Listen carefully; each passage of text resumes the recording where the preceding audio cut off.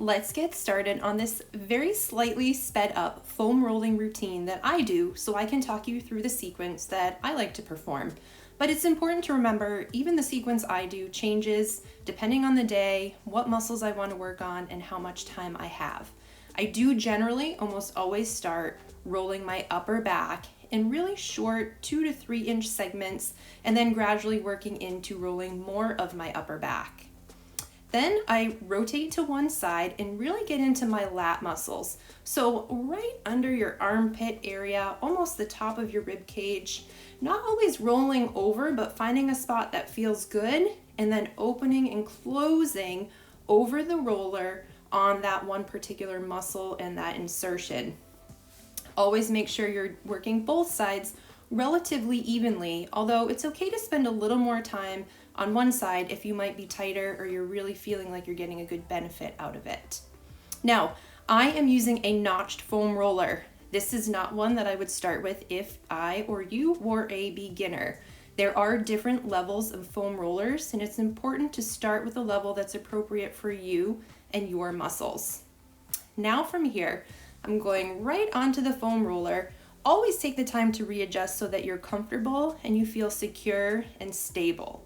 I like to roll hamstrings and glutes and then work one side into the other. Now, it's really important that you take the time to feel what areas you need to work on. If you are experiencing pain, I do not recommend rolling over a painful area. If you are injured, you don't want to cause more inflammation or more pain in that area.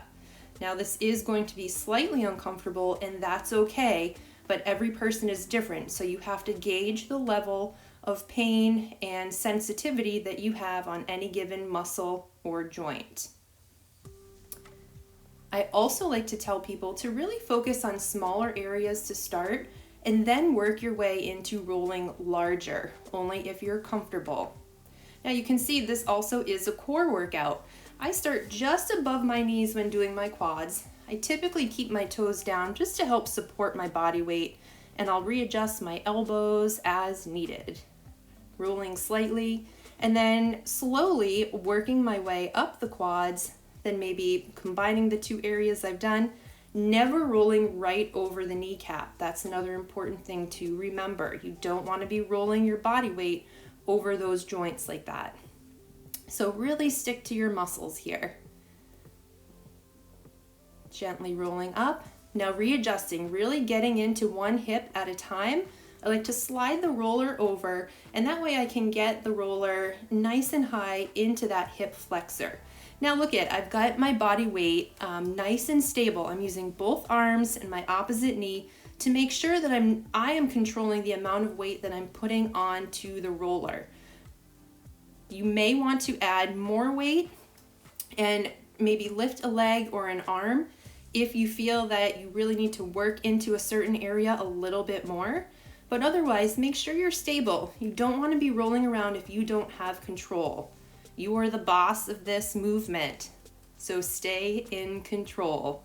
Work around, try different areas, see what feels best for you.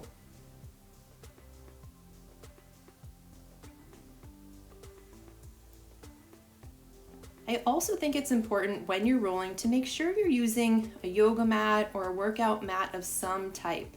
Now again, here's that opening and closing over that one spot that feels really good. And then readjusting. I love rolling my back. Now, this is a core workout as well, so make sure that you are stabilizing your spine. And I do like to almost basket my head very lightly just to support my neck.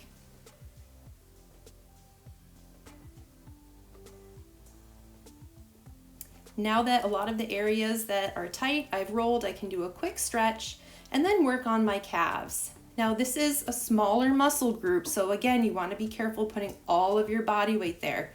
Use your arms, your core strength, and your other leg to gently roll very lightly over this smaller muscle group.